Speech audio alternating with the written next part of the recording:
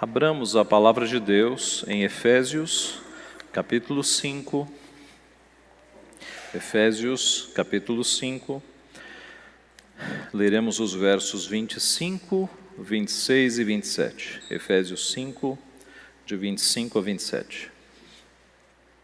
Maridos, amai vossa mulher, como também Cristo amou a igreja, e a si mesmo se entregou por ela, para que a santificasse, tendo-a purificado por meio da lavagem de água pela palavra, para apresentar a si mesmo igreja gloriosa, sem mácula, nem ruga, nem coisa semelhante, porém santa e sem defeito. Para apresentar a si mesmo igreja gloriosa, igreja gloriosa. Meus irmãos, neste trecho da carta que Paulo enviou aos Efésios, ele está, este trecho, esse pequeno trecho, está inserido em um trecho maior da carta, que é o trecho que Paulo fala da plenitude do Espírito. Este trecho, este assunto, começa no capítulo 5, versículo 18. Não vos embriagueis com vinho, no qual há dissolução, mas enchei-vos do Espírito, e a partir daí começa essa sessão em que Paulo vai mostrar que ser cheio do Espírito é ter uma vida de gratidão, é ter uma vida de comunhão, falando entre vós com salmos, hinos e cânticos espirituais, e é ter uma vida de submissão, as esposas submissas aos maridos, os filhos aos pais, os servos aos senhores. Então esta é a grande sessão, que num futuro próximo nós trabalharemos com ela inteira. Mas nesta manhã, neste retorno aos cultos públicos, eu gostaria de destacar um pequeno trecho dessa sessão, em que o apóstolo Paulo, usando como exemplo a figura da igreja, ele vai falar aos maridos. E o nosso ponto não será falar sobre marido e mulher, mas pegar este trecho em que ele fala da igreja como igreja gloriosa, a igreja como igreja gloriosa. Vamos então orar pedindo a bênção de Deus. Pai Santo, nós te somos muito gratos pelo privilégio que temos de estar aqui reunidos como teu povo, como igreja, para juntos, em comunhão com o Senhor e em comunhão com o teu povo, com os nossos amados irmãos, buscarmos a tua palavra, adorarmos ao Senhor, recebermos, Pai, as bênçãos que caem do teu trono a partir dos meios de graça, a palavra e os sacramentos. A tua palavra nos fortalece, a tua palavra nos edifica, nos exorta, e nós te louvamos por isso, porque tu és um Deus que fala conosco, ó Pai, que orienta a nossa vida. E neste sentido, então, nós pedimos que o Senhor abençoe o ministro externo da palavra, que é imperfeito, que é incapacitado e que depende do teu poder, para que ele seja fiel na transmissão da tua palavra, que o teu povo seja edificado. E pedimos que o Senhor use o teu ministro interno, aquele que vai nos nossos corações, o Santo Espírito, para que os nossos olhos vejam as riquezas e as maravilhas da tua lei, e a tua palavra, Pai, nos alimente e fortaleça o nosso coração, guie e transforme os nossos caminhos. Dá-nos conhecimento do Senhor e que este conhecimento transforme cada vez mais a nossa vida. Pai, é o que nós pedimos, te agradecemos, te louvamos, em nome de Jesus. Amém. Meus irmãos, a Bíblia nos diz que a igreja do Senhor é uma igreja gloriosa, é uma igreja cheia de glória. Será que isto é verdade nos nossos dias? Será que a igreja ainda é uma instituição que nós podemos chamar de gloriosa? Algumas pessoas discordam. Nas redes sociais eu já vi isso. Eu já vi gente dizer que a igreja não é mais gloriosa. Algumas pessoas que não são crentes veriam glória em outras instituições. Diriam, ora, gloriosa é uma instituição como essas mega instituições, Google, Microsoft, Volkswagen, estas são gigantes e são gloriosas, mas a igreja está cheia de escândalos, está cheia de problemas. Outros diriam o seguinte: não, a igreja foi gloriosa no Antigo Testamento, no Novo Testamento, na igreja primitiva, no máximo na época da Reforma, mas hoje a igreja não é mais gloriosa. Será que é isso mesmo, meus irmãos? Será que a igreja gloriosa se referiu apenas a um período de tempo? Será que a igreja é gloriosa hoje? A resposta é um grande sim. A igreja de Cristo continua sendo gloriosa. E quando nós falamos em igreja, não estamos nos referindo apenas à igreja visível, mas especialmente à igreja invisível, que é formada por todos os servos de Deus no mundo inteiro e em todas as épocas.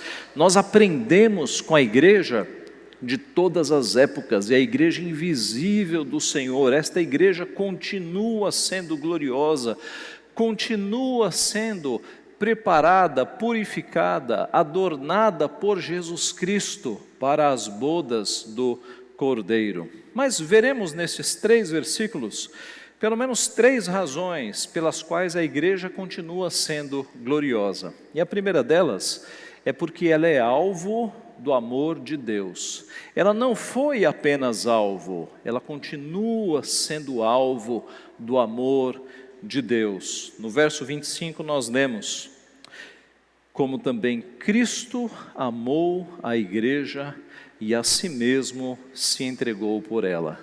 Cristo amou a igreja e a si mesmo se entregou por ela. Desta declaração, nós podemos extrair pelo menos 3 verdades importantes. A primeira é que está relacionada ao tempo. Quando é que Cristo amou a igreja? Quando é que Cristo amou a igreja? Nós vamos verificar que o amor de Deus pela igreja é um amor eterno. É um amor eterno. Não é um amor passageiro, circunstancial, condicional. Ele nos ama se nós o amarmos. É o contrário. Ele nos amou quando nós não o amávamos. Nós o amamos porque Ele nos amou primeiro. Então esse é o primeiro aspecto do grande amor de Deus pela igreja que a torna gloriosa. É um amor eterno. Quando foi que Cristo amou a igreja? Será que foi quando Ele subiu na cruz? Não, foi antes. Será que foi quando Ele iniciou o seu ministério aos 30 anos? Antes. Será que foi aos 12, quando Ele percebeu, Ele tomou a consciência de que era o Messias? Antes. Quando Ele se encarnou?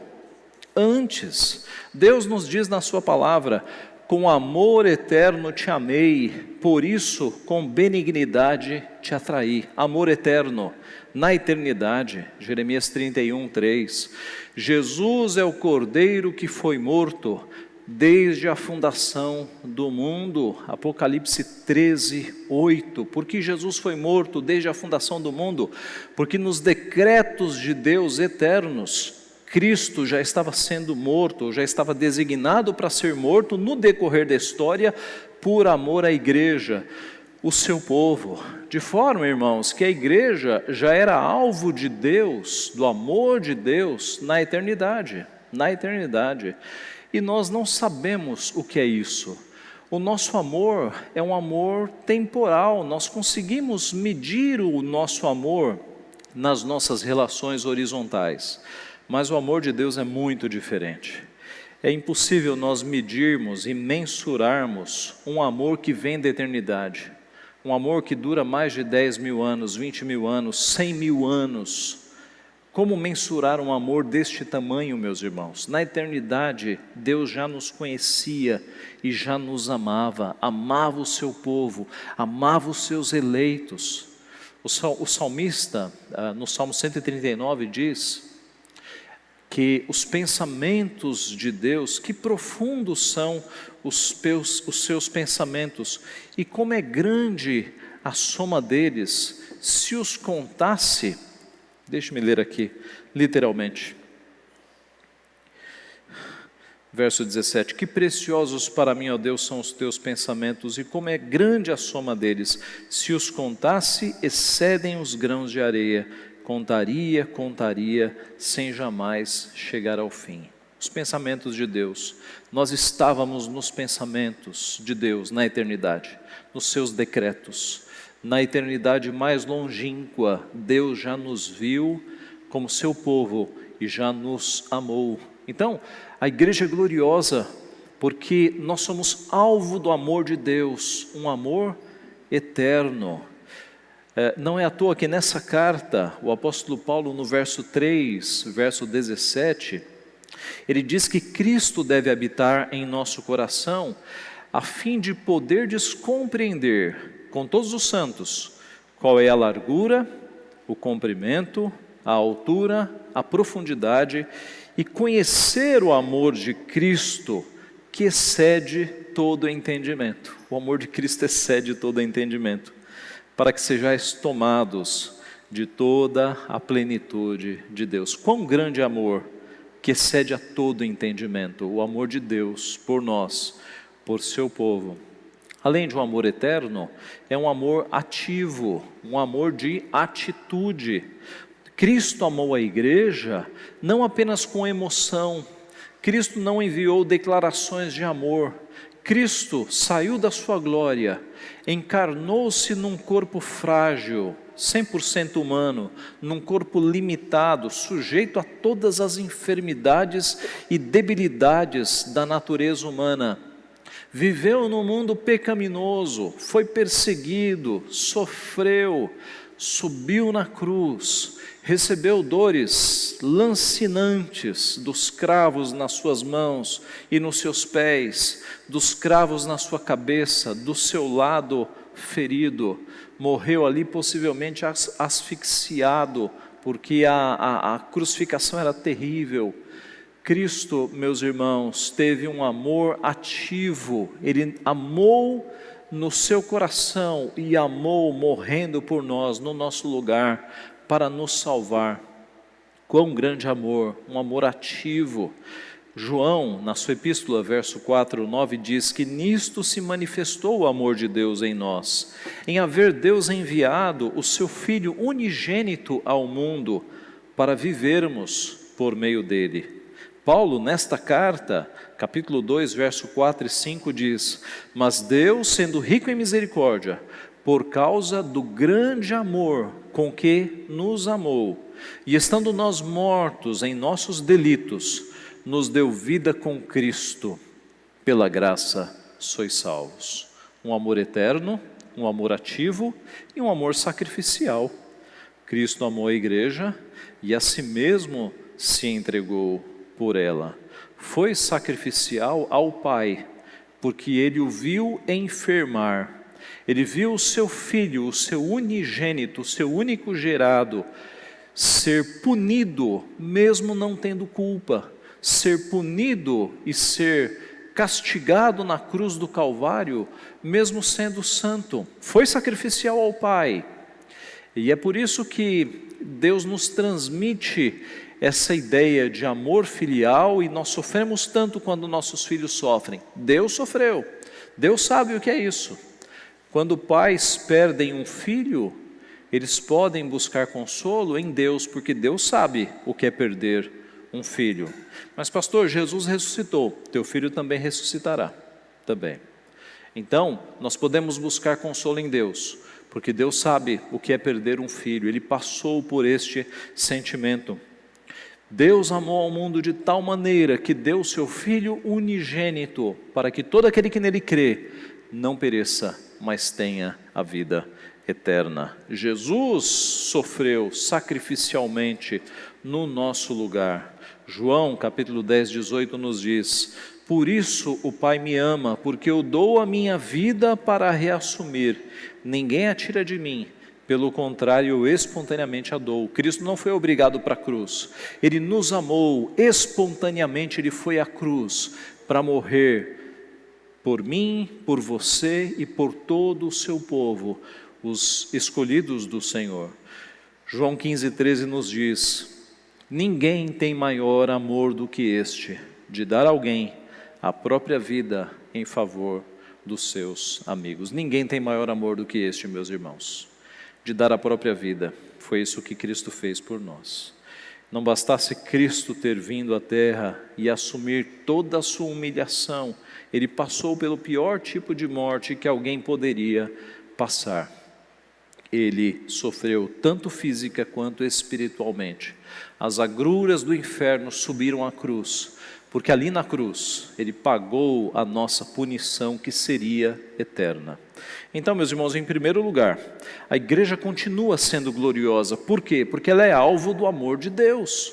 Como algo que é alvo do amor de Deus não pode ser glorioso? O amor eterno, um amor ativo, um amor sacrificial. Eu pergunto, você conhece alguma instituição nesta terra, alguma mega empresa multinacional que tenha sido alvo do amor eterno de Deus na eternidade?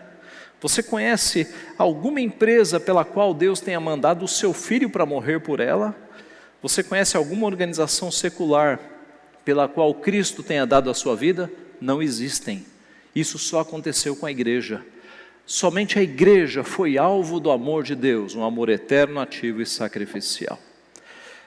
Meus irmãos, a igreja, além de ser gloriosa porque é alvo do amor de Deus, ela também é gloriosa porque ela é santificada por Deus. Ela é santificada por Deus. O verso 26 nos diz, para que a santificasse, para que a santificasse. A palavra santificar na Bíblia tem um sentido de separar, reservar, consagrar. E foi isso que Deus fez com o seu povo. E é isso que Ele continua fazendo com o seu povo, separando. Nós estamos no mundo, mas nós não somos do mundo. Nós somos aqui como que peregrinos e forasteiros. Nós estamos em uma missão, nós estamos de passagem neste mundo. Nós somos embaixadores de Cristo, nós estamos aqui não para nos preocuparmos com os nossos próprios negócios, mas nós estamos aqui pensando nos negócios de Deus. E é claro que isso envolve o nosso trabalho, a nossa família, tudo que nós fazemos. Tudo que nós fazemos tem Deus e o seu reino em primeiro lugar. Então, no meu trabalho, eu sei que ali eu sou embaixador de Cristo. Eu vou fazer o meu trabalho com excelência. Por quê? Porque as pessoas estão vendo Cristo na minha vida. Na minha família, a mesma coisa. Eu tenho minhas obrigações na minha família, como pai, como mãe, como filho, como filha, mas sempre com Deus no centro. Como é que um discípulo de Cristo age como marido, como esposa, como mãe, como pai? De forma que nós estamos no mundo, mas estamos em missão. Nós não somos do mundo, nós estamos aqui para proclamar as virtudes de Cristo Jesus, para mostrar ao mundo o que Cristo fez na nossa vida e o que Ele pode fazer na vida daqueles que o seguem. Desde o Antigo Testamento, a ordem para o povo de Deus era para que eles não se misturassem. Josué 23:6 diz: esforçai-vos, pois, muito para guardardes e cumprirdes tudo quanto está escrito no livro da lei de Moisés, para que dela não vos aparteis, nem para a direita, nem para a esquerda, para que não vos mistureis com estas nações que restaram entre vós. Não façais menção dos nomes de seus deuses, nem por eles façais jurar, nem os sirvais, nem os adoreis. A ordem para o povo de Deus no Antigo Testamento era: não se misturem com esses povos que não servem a Deus. No Novo Testamento, aquela comunidade também era consagrada, e embora no mundo pagão, eles estavam ali, mas não faziam parte daquele mundo de pecado. Meus irmãos, é triste como nos nossos dias hoje, algumas igrejas, com a desculpa de querer evangelizar, acabam se misturando tanto que acabam adquirindo os próprios métodos e as próprias práticas de vida do mundo que não tem a Cristo. Acabam se misturando demais e algumas igrejas parece que já não tem mais diferença do mundo. Eu repito, o povo de Deus está no mundo, mas não é deste mundo.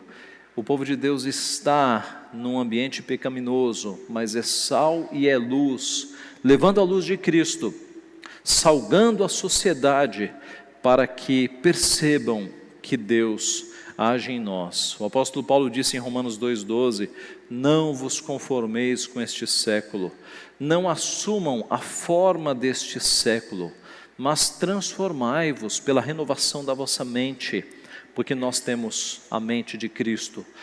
Por Cristo, nesta sociedade, nós não tomamos a forma da sociedade, mas nós influenciamos de tal maneira para que o mundo perceba Cristo em nós e seja mudado a partir da nossa vida.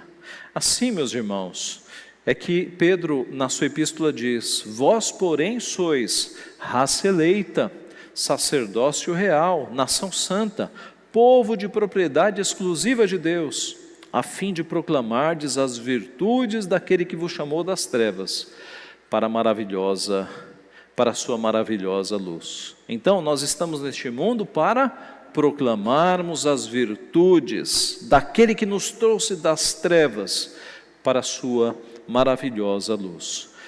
Em segundo lugar, a igreja continua sendo gloriosa, porque além de ser alvo do amor de Deus, ela é santificada por Ele, ela é separada por Ele, ela é um povo santo que está neste mundo, mas não é deste mundo.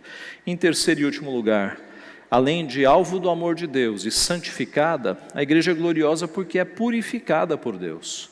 Ela foi purificada e continua sendo purificada. Veja a continuação do texto, verso 26 e 27. Para que a santificasse, tendo-a purificado por meio da lavagem de água pela palavra, para apresentar a si mesmo igreja gloriosa, sem mácula, nem ruga, nem coisa semelhante, porém santa e sem defeito. Ela foi purificada, o texto fala, tendo-a purificado, é passado, ela foi purificada por meio da morte de Cristo. Tanto os nossos irmãos do Antigo Testamento foram purificados na cruz, porque os sacrifícios que eles faziam ali, o sangue de animais que era derramado, apontavam para o sacrifício perfeito, o Cordeiro perfeito que tira o pecado do mundo, quanto os que vieram depois, que somos nós. Nós fomos purificados por Cristo. Cristo é o centro da história. Cristo na cruz morreu para que nós fôssemos declarados justos, declarados santos. O povo de Deus foi purificado na cruz. E a palavra de Deus continua nos purificando. Jesus Cristo diz: santifica-os na verdade, a tua palavra é a verdade. A palavra nos santifica, nos purifica. Quanto mais nós lemos a palavra, prestando atenção, com o coração aberto para que Deus fale conosco, mais nós nos fortalecemos. Essa é a razão por que nós aguentamos passar 4 meses e 15 dias fora dos cultos públicos, por causa da palavra. A palavra de Deus nos sustentou, a palavra de Deus nos fortaleceu. Eu tenho certeza que vocês, em algum momento desses 4 meses e 15 dias, ficou bastante triste, bastante até angustiado, porque é uma situação muito diferente. Mas eu tenho certeza que Deus te fortaleceu pela palavra e pela oração, os meios de graça. Meus irmãos, quando nós clamamos a Deus, Deus vem ao nosso socorro. Nós não temos Deus que não vem ao nosso favor. Nós não temos Deus que não nos socorra, que não seja refúgio em momento de tribulação. Então a igreja foi purificada.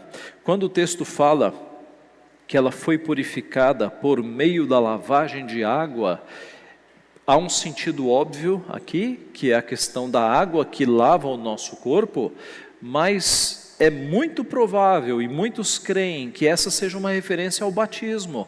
Porque quando se fala de água lavando no Novo Testamento, é uma referência ao batismo.